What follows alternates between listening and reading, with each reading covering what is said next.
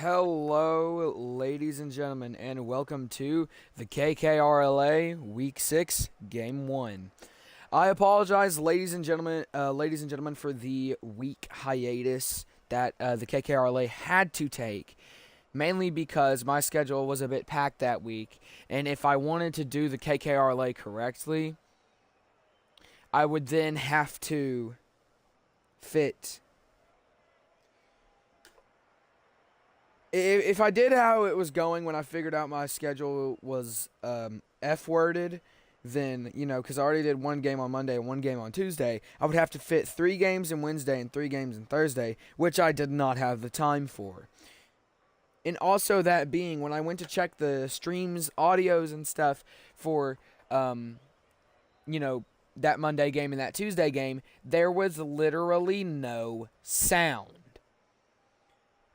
So, ladies and gentlemen, welcome back to the KKRLA. I hope we have sound coming into this one. It is the net ranking number 13, the Crimson Knights, taking on the number 4, the Third Strikers, here at Wasteland, the Crimson Knights home court, where we will be playing this game. And I don't have much else to say except let's get this game started here between these two teams. And here goes the first tip of the game, starting the 5-minute clock, which will be won by the Crimson Knights. Crimson Knights getting a good start on their home court as they win this tip, trying to get that ball down somewhere. Hound will end up demoing Sundown. Heater's still going to try to hit it, at least who I assume is Heater. I guess Chipper. I don't know.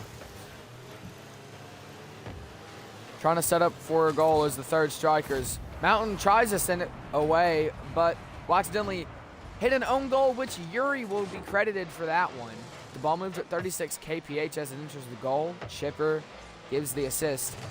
We're at the 4 minutes and 35 seconds mark as the second tip is among us. And here goes the second tip, which will be won by the Third Strikers. Let's go ahead and name off the rosters for both teams. On the Crimson Knights, CRIMSONKNIGHTS, you have Poncho, PONCHO, Mountain, MOUNTAIN, Hound, HOUND, and Tusk, TUSK. And for the Third Strikers, THE, I guess that doesn't matter right now because Hound is going to score the first goal for the Crimson Knights, assisted by Mountain. The ball moves at 85 kph. Now, I shall continue. The Third Strikers, THE, 3RD, STRIKERS. Let's go ahead and see real quickly who wins this third tip. It will be just barely the Third Strikers. For the Third Strikers, you have Yuri, YURI, Chipper, CHIPPER, Sundown, SUNDOWN, and Roundhouse, ROUNDHOUSE. And it's going to be Chipper hitting the second goal for the Third Strikers, a reverse goal to be exact, no assists needed. Poncho accidentally sending the ball up into their own goal. Here goes the fourth tip, which will be sent away into the Third Strikers side. Third Strikers wanting to build more on their lead. It's going to be sent away into the Crimson Knights side. Yuri going to hit it away with a very strong hit. Tusk going to get the save before Yuri's shot can roll in. Mountain going to try to send it away. Roundhouse going to try to put it back. No luck. It's actually going to be Chipper who throws it directly in the corner. That was like a Tom Brady dot. Sorry. Roundhouse will get the assist as Chipper scores the third goal for the Third Strikers. Third goal for the Third Strikers. Ooh. The ball moves at 74 kph as it enters the goal, and here we go into the fifth tip, which will be won by the Third Strikers. Once again, the Third Strikers wanting to build on their already 2-point lead. Sundown's actually going to stay true on the statement and build on the lead, scoring the fourth goal for the Third Strikers. Chipper being the assister. Assistee? I don't know. 66 kph is what the ball moves at. And here we go into the sixth tip as the ball is won by the Crimson Knights. Crimson Knights now trying to use the extra time that they have to try and break down on this lead, because this lead was built up in the matter of just around 30 seconds. Hound's going to get that save before Yuri can put up the shot. Yuri's going to try to put it back here.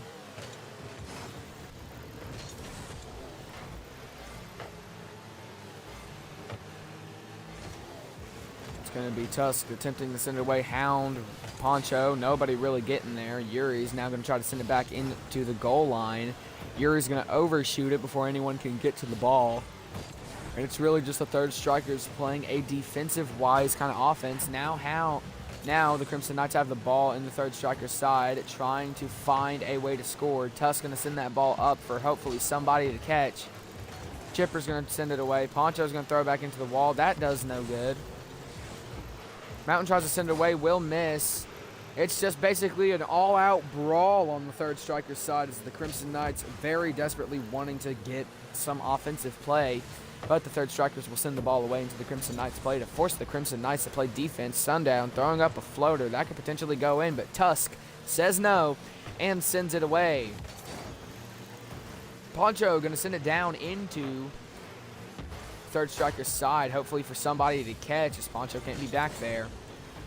Hound going to try to send it away. Roundhouse going to save it. Tusk trying to put up that shot, barely missed. Nice save by Yuri. I couldn't tell if it was a miss or a save, but Rocket League's telling me it was a save. Chipper putting up a shot, passing it to Yuri. Direct pass to Yuri, and Yuri will score the 5th goal for the Crimson Knights as Chipper gets the Playmaker badge. How do you get the Playmaker badge? Well, you give 3 assists. That's it. Ball moves at 100 kph as it enters the goal. Yuri will score the 5th goal. We have 1:39 left on the clock as now we go into this 7th tip. It will be won by the Crimson Knights as the Crimson Knights need to move fast with a crazy pace if they want to get anywhere close. But Chipper's going to put an automatic stop, putting on the auto brakes. As Tusk throws up a shot, Roundhouse will block it. The Crimson Knights can't really afford much here. Tusk throwing up a pass to Mountain. Sundown with a nice save. Poncho throwing it back there. Yuri is going to save it. Sundown now going to try to send it away. Almost down to a minute left on the clock. There's a good chance you could probably already decide who's won this game because according to statistics so far, nobody has ever scored 4 goals in a minute. At least from what I remember. Mountain's going to put up the 2nd goal for the Crimson Knights. As now the game is 5-2 as we move into the 8th tip. Mountain will score the 2nd goal for the Crimson Knights at the 51-second mark. Ball moves at 62 kph as it enters the goal. Let's go ahead and get into the 8th tip with 51 seconds left on the clock. Crimson Knights will barely win the tip as it's sent back. Poncho will throw it up in the air to try and give it to somebody. That actually ends up in Roundhouse's hands. Hound going to try to send it away. Roundhouse puts it back up. Mountain sends it under Sundown. Mountain putting up that shot and will score the 3rd goal for the Crimson Knights as the ball moves at 73 kph, getting it right past Sundown and nobody else. Everyone else just running out of boost before they could get to Mountain or to the ball for that matter. But let's go ahead and get into the 9th tip here for the Crimson Knights. For the Crimson Knights, I don't know why I said that. But it is the 9th tip nonetheless. 30 seconds are remaining on the clock. Crimson Knights just need 2 more goals to get this game potentially in their hands and to have the number 1, the greatest comeback, and number 2, an amazing upset. But it's going to be very hard to happen here as that ball is actually getting sitting down at a very fast pace, almost being shot in, only with a couple of seconds left. And that'll probably be the end of it, ladies and gentlemen, as your third strikers win 5-3 here at Wasteland, the Crimson Knights home court on the road. As Chipper is your MVP with 519 scored, 2 goals, 3 assists, 0 saves, and 2 shots. Followed along by Yuri with 483 score, 2 goals, 0 assists, 2 saves, and 5 shots. Followed along by Roundhouse with 215 score, 0 goals, 1 assist, 2 saves, and 2 shots. Followed along by Sundown with 190 score, 1 goal, 0 assists, 1 save, and 1 shot. Let's go ahead and get into the after game talk. Hello, ladies and gentlemen, and welcome to the After Game Talk. Let's go ahead and get into the offensive and defensive talks of both teams. The offense of the third strikers did exactly what they needed to do. Obviously, with the key on wasting time, playing a more defensive structure on the offensive side is a crazy move. Crazy move. As the third strikers applied so much pressure on the Crimson Knights that I don't think the Crimson Knights could handle it. Especially getting those, I like to call them 3 insurance goals between the 4-minute mark and the 3 minutes and probably 20-something seconds mark. And their defense obviously playing very well, keeping the Crimson Knights away from some crucial goals. The Crimson Knights offense didn't start out too hot, and they got hot too late. Because whilst they were trying to make their comeback, getting those tips won, and in the last minute, that's probably something that you needed to start to do at the 3-minute mark. If it calls for it at the minimum, the 2-minute mark, but not the 1-minute mark, because the 1-minute mark might be already game over.